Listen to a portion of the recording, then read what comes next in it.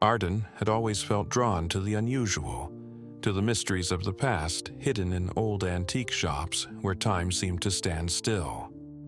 One cool evening, weary of routine, he decided to clear his mind and ventured into one such shop nestled along a quiet street. Something ineffably magical always beckoned him to this place, as though ancient artifacts had their own stories, ready to unveil secrets only to the chosen. Inside, a mysterious object caught his eye. It seemed to radiate an invisible force that called him closer. As soon as Arden touched it, the artifact seemed to come to life. At the same moment, it began to emit a bright light, blinding everything around. The world around Arden disappeared, and he felt that he was enveloped by an invisible force that was pulling him out of his familiar surroundings. Space and time dissolved, and he plunged into darkness. When Arden opened his eyes, the familiar interior of the store was gone.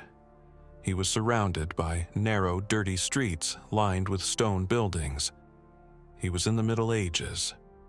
It was like a nightmare, but the cold stone under his feet and the curious, wary faces of the people around him were too real to be a fantasy. Arden realized that his modern clothes, shoes, and the strange artifact in his hands made him stand out. Through the crowd appeared a man with a fierce and severe demeanor. This was Simon, an inquisitor. "Seize him!" came the harsh command, and several soldiers moved toward Arden. Without hesitation, he turned and ran. In his desperate search to hide, he accidentally ran into a young woman. Her name was Adele. Her eyes looked at the stranger with curiosity and fearlessness. Sensing that he needed help, she gestured for him to follow her. They quickly descended into the underground cellar, an old vault beneath the tavern, where the colorful light of candles illuminated books, ancient maps, and other artifacts. Arden recognized Adele as an ally and, after briefly explaining that he did not fully understand where he was, began to help her find a way out of the basement. Adele quickly realized that an old map of the city showed a secret tunnel that led beyond the city walls. It was their only chance.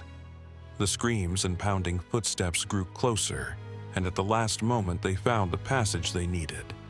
The sound of footsteps was alarmingly close as they entered the tunnel leading to safety. Arden and Adele ran down the dark corridor. Finally, the tunnel came to a small abandoned plaza where an ancient altar stood. Adele explained that it was one of the symbols that people pray at because they believe in its power.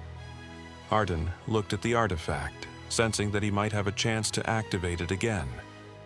He held the device up to the altar, hoping that the magic would take him home. Simon and his soldiers were almost there. The artifact activated on the altar. The light began to blind everything around them again. Adele looked at Arden with surprise and anxiety, but Arden saw nothing. It seemed that his body had dissolved in a bright stream of light, leaving behind a lonely Adele, the Inquisitor Simon and his minions, and this world. The first episode of his adventure is over, but this is only the beginning of his journey through space and time.